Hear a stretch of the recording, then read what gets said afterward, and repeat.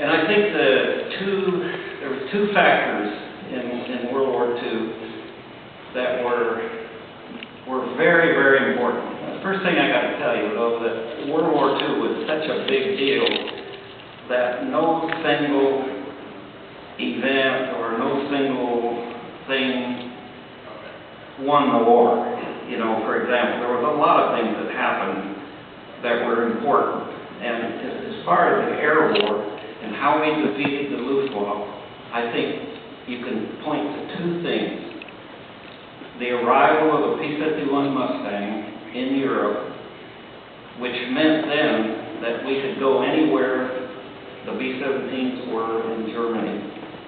We could overfly Germany. We could go to Posen, Poland. We could go to Czechoslovakia. We actually made raids to Russia, down to Italy, and back. The airplane was fantastic. It was very good at high altitude, but low altitude, and it had this tremendous range, and that's what they needed at that time.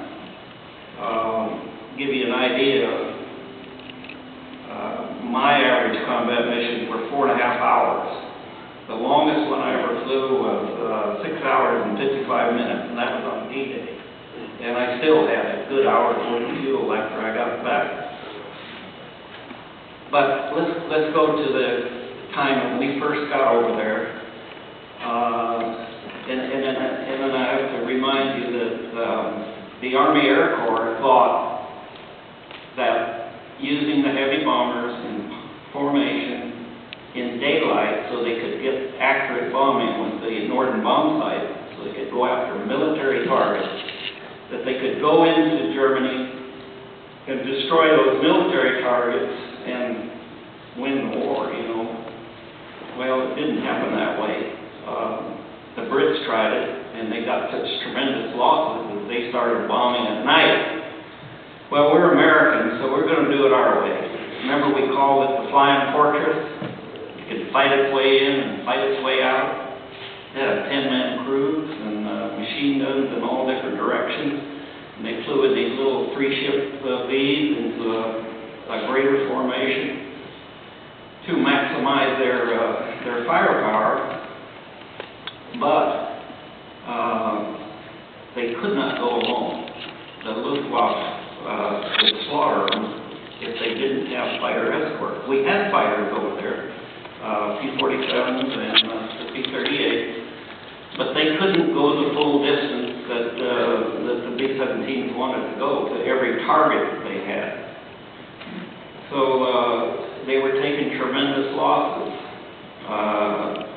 Regensburg in the fall of 43, something like 60 bombers, you know, that's 600 men went down in just one day. And so they finally decided, hey, we've got to have long-range fighter escort. Without going into the details of it, because that's another 30-minute story about how the Mustang was developed. But the Mustang almost got there by accident. It was built for the British, not for the Army Air Corps.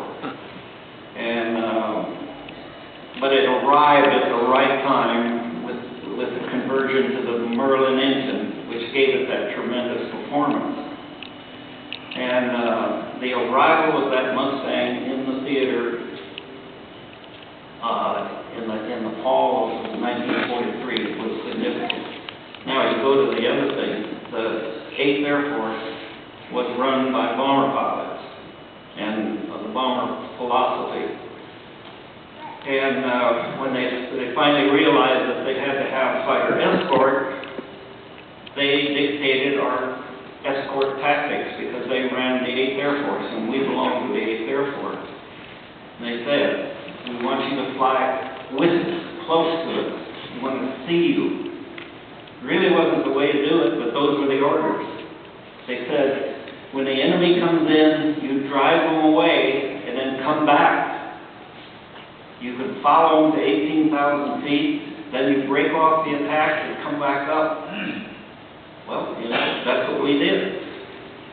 And the spring of 1944, well, I think it was actually late winter of 44, General Jimmy Doolittle took over the 8th Air